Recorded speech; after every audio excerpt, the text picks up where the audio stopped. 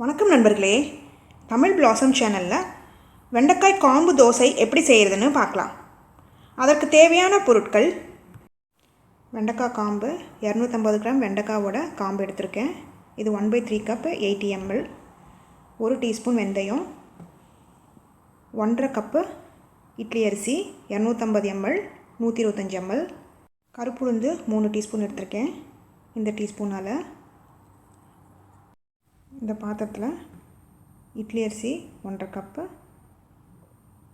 கருப்புளுந்து, வெந்தயம் எல்லாத்தையும் கழுவிட்டு தண்ணி ஊற்றி 2 மணி நேரம் ஊற வச்சுக்கலாம். இது நல்லா ஊறட்டும். பாருங்கள், 2 மணி நேரம் ஆயிடுச்சு, நல்லா ஊறிடுச்சு.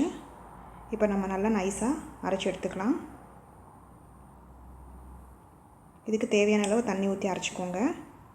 இப்போ ஒரு 2 சுற்று சுற்றின பிறகு நம்ம வெண்டைக்காய் காம்பை போட்டுக்கலாம். இப்போ சேர்த்து நல்லா நைஸாக அரைச்சி எடுத்துக்கலாம். பாருங்கள், நல்லா நைஸாக அரைச்சி எடுத்தாச்சு. இப்போ பவுலில் ஊற்றிடலாம். மாவை தோசை பதத்துக்கு கரைச்சிக்கோங்க. இப்போ தேவையான அளவு உப்பு போட்டுக்கலாம். போட்டு நல்லா கலந்து விட்டுக்கலாம். இது 8 மணி நேரம் புளிக்கணும். இப்போ மூடி போட்டு மூடிடுங்க. 8 மணி நேரம் ஆயிடுச்சு. பாருங்கள், நல்லா புளிச்சிருச்சு மாவு. இப்போ தோசை ஊற்றிக்கலாம். இந்த தோசை மாவு வளவளப்பாகவே இல்லை. இப்போ தோசை ஊற்றி எடுத்துடலாம். இப்போ எண்ணெய் இல்லைன்னா நெய் எது வேணுமோ நீங்கள் ஊற்றிக்கோங்க. இது வெண்டைக்காய் காம்பில் செஞ்ச தோசைன்னே தெரியாது. நல்லா கிறிஸ்பியாக நல்லா டேஸ்ட்டாக இருந்தது.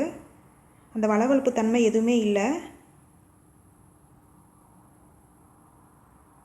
பாருங்கள், சுவையான வெண்டைக்காய் காம்பு தோசை ரெடி ஆகிட்டுருக்கு. பாருங்கள், தோசை ரெடி ஆகிடுச்சு. இந்த ரெசிபியை செஞ்சு பார்த்துட்டு உங்களோட கமெண்ட்ஸ் என்னன்னு சொல்லுங்கள்.